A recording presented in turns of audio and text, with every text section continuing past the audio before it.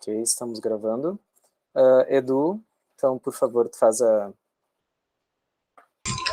Eu tô meio gritado, mas os deuses entendem.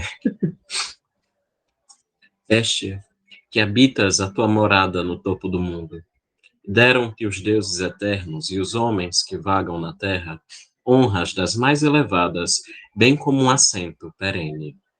Bela e honrada é a tua porção, onde tu não te encontras. Não há banquete para os homens mortais, pois alguém sempre liba a este a primeiro e por fim, com um vinho de mel e a doçura. Já quanto a ti, Argicida, rebento de Zeus e de Maia, núncio dos deuses, o cetro dourado, doador de benesses, sê favorável e ajuda-nos com a querida e augusta. Vinde habitar esta casa bonita com mente amistosa, juntos, pois vós conheceis as ações elevadas dos homens sobre esta terra a quem vós ajudais, com saber e vigor. Salve, nascida de Crono, e tu, Hermes do cetro dourado, ora de vós eu irei me lembrar, e de uma outra canção. Querestia, Hermes. Obrigado, Edu. Então, começamos oficialmente o nosso terceiro encontro virtual. Uma rápida explicação. O nome do encontro virtual é Chama de Hestia, porque ela representa a tradição, né, que nós pretendemos seguir ou se inspirar ao máximo possível para nesse nosso relacionamento com os deuses helênicos e pelo o tentar helenizar-se, né, também, não é só o culto aos deuses. E essa tem a ver com tudo que é essencial. Então, todo encontro a gente vai trabalhar tudo que é essencial à nossa prática, à nossa vivência. O tema deste final de mês, aliás, é para falar sobre Afrodite. Por quê? Então, o novo mês lunar, que vai começar ao anoitecer, dia 31 de maio, o último mês helênico do ano, nós do Tiasus dedicamos a Afrodite. Nós temos um esquema inspirado na Helênion e em outros grupos de reservar um mês lunar para cada deus olimpiano. E aí nós temos a celebração principal para ele, né, em algum momento do mês. E algumas vezes a gente adiciona outros deuses, conforme alguém tem alguma inspiração, uma ideia, necessidade. Mas sempre tem um deus central em cada mês, visando facilitar, né, a prática cultual, e que no final, ao longo dos 12 meses, né, ou 13, dependendo do ano, a gente tenha conhecido melhor, se aprofundado melhor em cada divindade, pelo menos as mais populares, né, as principais. E Afrodite ficou com o último mês do ano, inicialmente porque nós tentamos que fosse lá na lua que pegasse a primavera. Mas aí os oráculos não encaixavam, a negativa davam respostas negativas direto, e enfim, que lá na primavera ficou Áries, e depois nós adicionamos Eros. E Afrodite ficou no mês no mês que pega junho ou julho, dependendo do ano, já que nós trabalhamos com o mês lunar, ao redor da época dos meses namorados para nós aqui no Brasil, né? Se foi por causa disso que a deusa aceitou ou não, a gente não sabe, mas ficou conectado. Eu vou começar com uma leitura do Walter Otto, da Teofania. Caso vocês não tenham este livro, eu aconselho, é super aconselhável, que ele trata de forma madura sobre os deuses. Tecnicamente, o autor é como se fosse helênico, né? Então, ele tem uma maneira muito respeitosa e madura de falar sobre os deuses.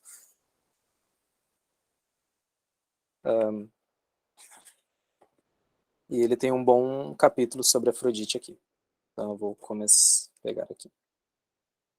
Repete no livro, por favor. Teofania. Teofania.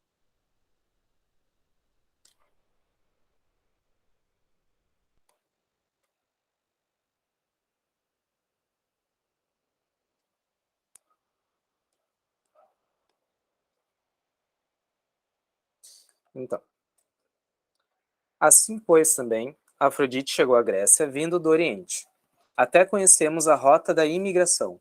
Um de seus nomes mais antigos e famosos, Quipres, designa a ilha de Chipre, com seus vetustos santuários à deusa. E temos notícia, de Heródoto, de que os próprios cipriotas davam Ascalon como origem de seu culto de Afrodite.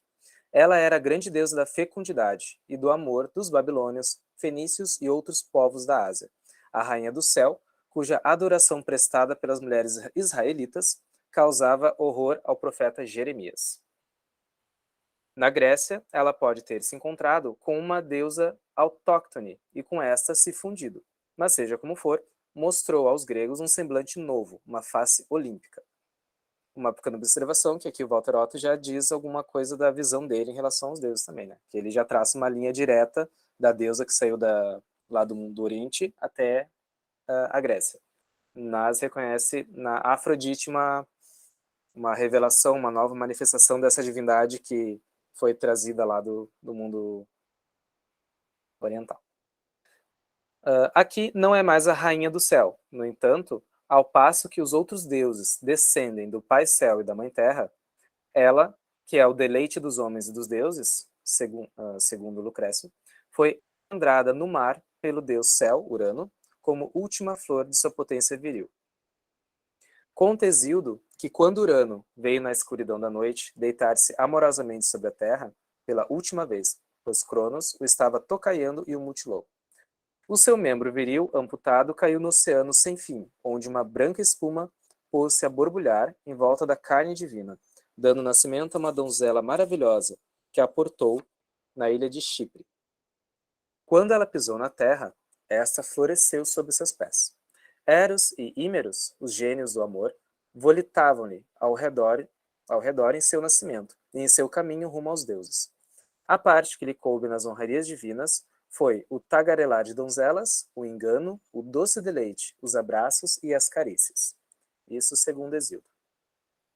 Que imagem! Assim mesmo, Fídias, na base da estátua de Zeus, representou a deusa despontando do mar. Aí, Eros recebe a nascida do mar.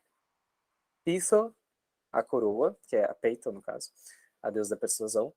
Pitho, a coroa, e à volta os grandes deuses a contemplam. Mesmo quando Afrodite se tornou filha de Zeus e Dione, segundo Homero, sua origem aquática não foi de todo esquecida, pois Dione é uma filha de Oceano. A deusa da beleza e do amor, do eterno feminino, desponta do mar. Schiller compreendeu bem o significado deste mito quando disse: Toda Vênus terrena surge como a primeira, a celeste, escuro nascimento a partir do mar infinito. O feminino primevo está ligado ao eterno fundamento dos primórdios de modo distinto do masculino, e ainda mais profundamente. Por isso, o mito faz nascer das águas primordiais, do ponto, parido por Gaia, no princípio de todas as coisas, por geração espontânea. Tudo que é vivo saiu do mar, e igualmente, como atestam seus espíritos e deuses, a sabedoria e a profecia.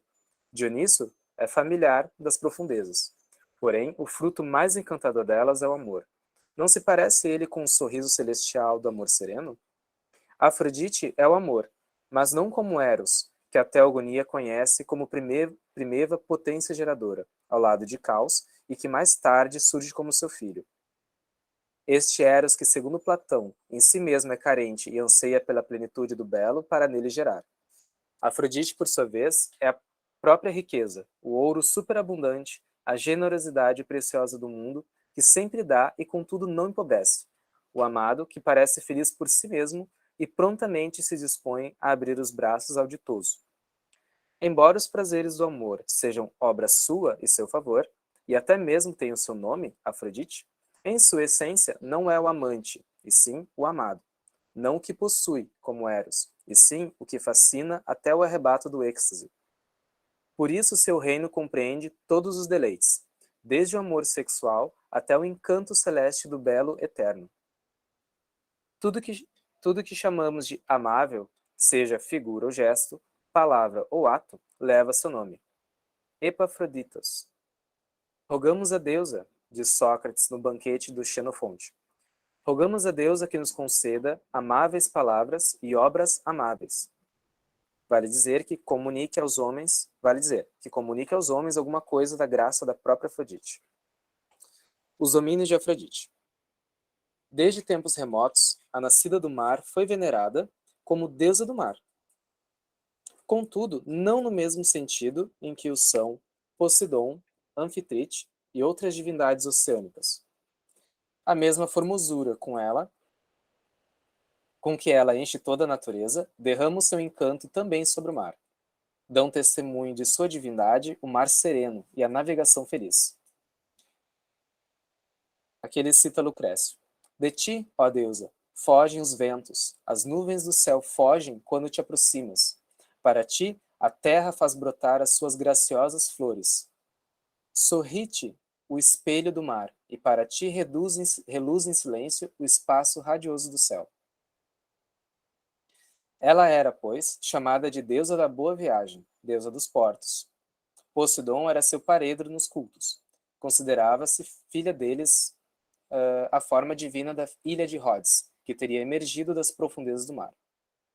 Do mesmo modo, como enquanto deusa do mar, ela confere o seu encanto ao elemento. Ela manifesta sua divindade em todos os reinos da natureza vivente. E tal como sucede com todo Deus autêntico, o seu domínio é todo um mundo. Ela é a deusa da natureza florescente, por isso estreitamente ligada às Cárites, que são gênios propícios ao vicejar. Afrodite dança com elas, que a ungem e vestem com trajes encantadores. Afrodite tem os seus jardins sagrados. Um sítio nas aforas da cidade de Atenas, às margens do Iliço, era chamado de Os Jardins. E tinha um templo de Afrodite nos jardins, para o qual Alcâmenes fez uma célebre estátua. O coro da Medeia, de Eurípides, canta a respeito de Afrodite, que ela exala sobre a terra uma brisa suave, desde o céfeso, e entrança os cabelos com botões de rosa de perfume refrescante. Um sítio da ilha de Chipre, que lhe era consagrado, chamava-se Os Tamariscos. Ela teria plantado nesta ilha a primeira romã. O mirto era-lhe especialmente consagrado. E com quanto poder ela se manifesta na vida dos animais e dos homens. Canta-me, ó musa, assim principia o hino homérico Afrodite. Canta-me, ó musa, as obras da áurea Afrodite, que desperta nos deuses o doce desejo, que subjuga a raça dos homens mortais, assim como as aves do céu e todos os bichos, quer vivam na terra ou no mar. Todos perfazem os trabalhos de Afrodite. O mesmo hino descreve assim o efeito de sua presença imediata. Enquanto ela segue em busca do formoso Anquises, segue-na pelos caminhos, meneando as caudas, lobos cinzentos, leões de olhos coruscantes, ursos e panteras de rápidas patas. A deusa fita-os com alegria e lhes enche os corações de doces desejos, até que todos, formando pares, gozam do amor nos campos sombrios. E com que beleza canta Lucrécio este poder do amor no começo de seu poema didático. Quando despontam os dias da primavera e o alento fecundo do Zéfiro, volve primeiro as aves do céu, ó deusa, plenos os corações de teu poder, anunciam o teu advento. As bestas ferozes cruzam aos saltos os prados frondosos e atravessam a nado bruscas correntezas. Seguem-te por onde quer que as conduzas, presas do teu fascínio. No mar, nas serranias, na folhagem que as aves habitam, nos campos viçosos, tu lhes enches o peito de doce amor. Por ti inflamadas, propagam as espécies. Também na vida humana, claro está, ela é evocada em tempos de himeneu, ou de casamento. No entanto, ela nunca poderia ser deusa do matrimônio, como era. Mais ainda, ela é, a rigor, adversária da grande protetora do matrimônio. Dela vem o desejo todo-poderoso, que faz olvidar o mundo inteiro e romper os laços mais respeitáveis, capaz de violar a mais sagrada fidelidade para pertencer a alguém. Ela tem os seus preferidos, como Faon, a quem, por tê-la transportado em seu barco de Lesbos ao continente, no que ela apareceu com a feição de uma velha, deu de presente um unguento chamado Beleza, Kalos. E com isso o tornou o mais formoso dos homens, objeto do desejo de todas as mulheres. Dizia-se que por causa dele a poetisa Safo se atirou ao mar do alto do rochedo da Leucade. O mais famoso dos seus favoritos é Paris, que lhe deu o prêmio no concurso de beleza das deusas, e por isso gozou dos favores da mais formosa. Menelau, esposo de Helena, podia gabar-se de ser o predileto de Ares. Mas Helena, desatinada, fugiu com um amigo de Afrodite, do lar, do esposo e da família, encontrando assim sua própria desgraça. Em Homero ouvimos suas amargas queixas e autocensuras por ter com fatal cegueira abandonado o nobre varão heróico e toda a felicidade do seu casamento. Afrodite, pois, traz sorte aos homens, desde que não lhe faltem ao respeito, como fez Hipólito. Era mesmo cultuada como deusa da boa sorte, e por isso o lance mais afortunado dos dados leva o seu nome. O romano Sila traduziu o seu epíteto Félix, para o grego com a palavra que exprime o favor de Afrodite, Epafroditos. Ela é a boa sorte independente do mérito. A respeito disso, Schiller, em um de seus poemas mais profundos, A Felicidade, assim exprime: feliz aqueles a quem os deuses, propícios antes mesmo do nascimento, já amavam. Quem ainda menino, Vênus tomou nos seus braços. A este, antes mesmo que viva, vida plena já lhe foi dada. Antes de toda porfia, já lhe foi concedida a Cáris. Para as mulheres, porém, Afrodite é muitas vezes funesta. Arranca-as de seu recolhimento e de sua disciplina, e as torna infelizes por entregar-se apaixonada e, não raro, criminosamente, a homem que não lhes pertence. Assim, Medeia fez-se criminosa por amor ao belo forasteiro Jasão. E, no termo, deu o exemplo mais horroroso do amor convertido em ódio. Na Medeia de Eurípides, o coro das mulheres reza: nunca, ó senhora, de teu arco de ouro me lances a flecha de teu infrene desejo. Continua a ser-me fiel, ó modéstia, dádiva a mais preciosa dos deuses. Só um minutinho que meus cachorros estão aqui querendo atenção.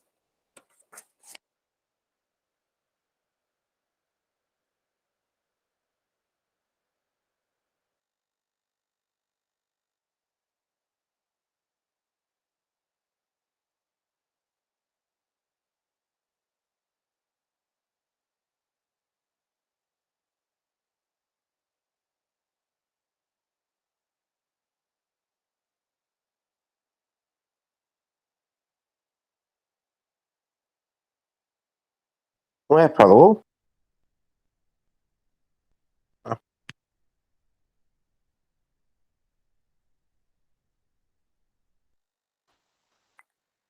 Não, é que minha porta estava aberta e meus cachorros estavam aqui em volta, subindo em cima de mim quase. Tá. Ai, Theo. Outro exemplo célebre é o amor delirante de Fedra pelo jovem e esquivo filho de seu esposo, Teseu, amor que levou à morte. Citação de Eurípides. Ao selvagem impulso de Cipres, o homem não pode resistir. Ela trata com doçura a quem lhe cede, mas quem quer que se ache teimoso e altivo, há de ser objeto de sua inconcebível crueza. Em Tebas cultuava-se Afrodite também como apostrofia, sem dúvida porque ela devia desviar o homem da paixão pecaminosa. Do mesmo modo, em Roma, a Vênus Verticórdia, a que se rendia culto por determinação dos livros sibilinos, devia proteger moças e mulheres, e principalmente as vestais, do desejo desenfreado. Afrodite como potência cósmica. Todavia, a deusa do amor, que tal como Dioniso, deusa embriaguez entusiástica, pode invadir o coração do homem com tenebrosa loucura. Nas alturas do espírito mostra-se também qual dispensadora das graças, aquela que com sua beleza infunde perfeição nas obras de ciência e poesia. Já escutamos as palavras do coro de Medeia de Eurípides, onde se diz que ela, lá das ribas do Céfiso, exala brisa suave sobre a terra e entrelaça os cabelos com rosas de fresca fragrância. Como diz a mesma passagem na sua conclusão, Ela manda em auxílio da sabedoria os deuses do amor, Erotes, companheiros da lide de toda a obra de perfeição. Assim é que Píndaro chama sua obra poética um lavor no jardim de Afrodite. E Lucrécio, no seu exórdio de seu poema, roga-lhe que empreste às suas palavras imortal sedução. Em um sentido novo, ela chega a converter-se em potência cósmica, no amor eterno que reúne tudo quanto se acha separado. Ela, que faz ligar-se com amor os corações humanos, é a mesma que nas grandes eras mundiais volve sempre a reproduzir a harmonia perfeita e a concórdia, segundo Empédocles. Em um fragmento de As Danaides, de Ésquilo, a própria Afrodite fala do anseio que impele o céu sagrado a buscar amorosamente a terra, e o desejo da terra que faz nascer ervas e frutos da semente celeste. Tudo isso é obra de Afrodite. E coisas similares escreveu Eurípides em um fragmento de uma tragédia perdida. E segundo Lucrécio, só ela, a deusa do eterno milagre do amor, pode outorgar a paz ao mundo.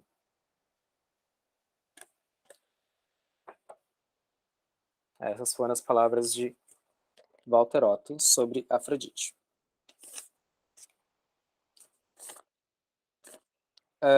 Uma das questões que envolvem Afrodite é, geralmente tu encontra-se na internet. Afrodite, as duas faces de Afrodite. Afrodite Pandemos e Afrodite Urânia. Assim como qualquer outra divindade helênica, os deuses não têm só duas funções ou duas faces, né, entre aspas, duas dimensões. Um deus na religião grega é múltiplo. E assim acontece com Afrodite também, como o Walter Otto colocou em algumas passagens. Como Afrodite Pandemos, também tem uma dicotomia entre essas duas, que é mais na filosofia platônica do que na religião em si. Que Afrodite Pandemos seria a fonte dos prazeres terrenos, e Afrodite Urânia, a deusa ligada ao amor puro e celestial. Mas isso aí é as inventividades de Platão. A Afrodite Urânia, a celeste, não tem nada a ver na religião cultural, originalmente, com amor puro. Muito pelo contrário. Em Corinto, ela, como Afrodite Urânia, ela podia ser tanto representada armada, pronta para a guerra, quanto estar indiretamente ligada à atividade de prostituição sagrada, que também é um tema histórico um tanto controverso. Não se tem 100% certeza sobre esses fatos. Mas, antes de chegar nesse ponto, nesse pontinho específico, a questão de Afrodite Pandemos e Urânia. Afrodite Pandemos, que significa que é a que pertence a todos, a que é de todos, né, do povo, a de todo o povo, originalmente é uma deusa vinculada à união cívica, é uma dimensão política da deusa. E em algumas cidades, como em Kos, em alguns lugares, Pandemos também era a deusa dos casamentos. Mas principalmente é um epíteto com dimensão política. E a Urânia, ela na verdade ela diz respeito às origens primevas de Afrodite enquanto rainha do céu, que veio lá do mundo semita, lá do mundo oriental. Então essa imagem de Afrodite Urânia foi preservada. Em algumas representações de Afrodite Urânia, ela está armada. Um estudioso que agora não identifiquei o nome, de algumas folhas impressas que eu tenho de milênio já, acho que é Jane Harrison, coloca que pouco foi alterado da imagem de Afrodite herdada do mundo oriental, principalmente em relação a Afrodite Urânia. Então, esse aspecto militar da deusa foi preservado. Ele não é um... Bom, já vou entrar na parte militar da deusa, que é pouco falado, a Afrodite Oplismené, ou Areia, Enópolis também. Não é uma... Algumas pessoas brincam com essa questão da deusa da Afrodite armada, brincando com a questão do jogo do amor e tal. Mas não, ela é efetivamente uma deusa militar. de guerra de verdade, de batalha. Não é um significado sublimado, especulativo, figurado. Na religião antiga, era uma deusa realmente vinculada a situações de guerra. Não era uma metáfora. Não era uma brincadeira em relação a brigas de amor. Além de Afrodite Pandemos e Afrodite Urânia, ela era vinculada ao mundo marítimo, como deusa da navegação como deusa de navegantes, né, garantindo viagens seguras, assim como Poseidon. Também não é uma metáfora como deusa das águas, era um fato cultural. Ela era a deusa de navegantes e protegia viagens. Nós temos também Afrodite vinculada ao mundo vegetal, mundo das flores, como Afrodite Anthea, ou Anteia, com o vicejar da primavera, das flores. Nós temos outro aspecto político da deusa, que é Afrodite Eiemone, ou Hegemone, que é a condutora.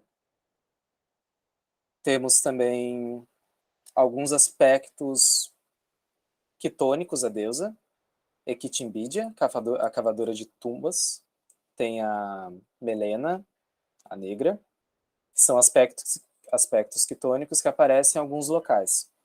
Lembrando que, que a religião grega é essencialmente local, então nós temos variações locais, que vão ter seus próprios mitos. Os deuses vão assumir características próprias, além daquela imagem pan-helênica, homérica e hesiódica que nós conhecemos. Então, na realidade cultural, para quem não está acostumado, vai ver um deus com manifestações muito diferentes e, às vezes, nada a ver com o que Homero pinta, ou Hesíodo. Então, ter essa consciência que a religião grega é local e os deuses assumem características locais, também é muito importante para entender o porquê das variações mitológicas, porque não tinha uma mitologia universal. Nós temos as mais populares, mas cada local também tinha suas variações. E estava tudo bem. O que acontecia numa polis, ficava naquela polis. Não tinha nada a ver com o que acontecia na outra. Outro aspecto de Afrodite também. Pandemos, Urânia, Anthea. Os aspectos quitônicos da deusa. Sim. E aí, nessa explicação de aspectos muito locais dos deuses, entra aí esse aspecto pouco conhecido da deusa como deusa quitônica. Não é uma característica pan-helênica da deusa, mas em algum local ela ganhou esses epítetos e teve esse culto.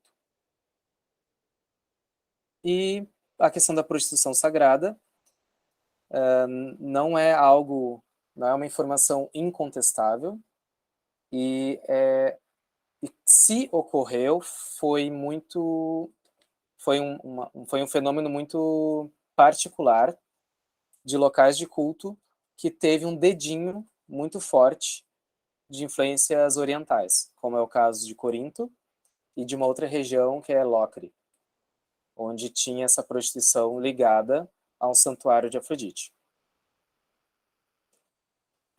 Via de regra, o culto de Afrodite era tão austero e com regras como qualquer de outra divindade grega.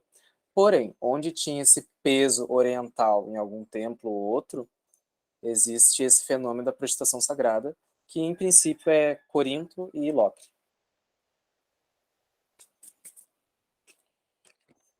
E há uma informação que o Otto coloca ali, que Afrodite jamais pode ser deusa do casamento. Também não é tão assim. Ela é deusa do casamento de outras formas além de Hera, mas ela também assume essa prerrogativa junto com Hera. Até pela questão, de novo, né, da questão local da religião, dos cultos e práticas, mas ela tem sim seu lugar no incentivo da união legítima, e não só as ilegítimas. Porque o que Homero e Hesíodo passa é que Afrodite é principalmente deusa desse desejo desse eros, que pode ser traduzido como atração, geralmente vinculada a uma atração violenta, né? Tanto que as histórias de amor da Grécia são misturadas com mais tragédia do que amor, na realidade, descrevendo como eles entendiam essa força, essa paixão, uma força feroz e indomável. E deixa eu ver mais alguma coisa. Acho que dos textos são isso. Então agora eu vou encerrar a gravação para a gente poder conversar.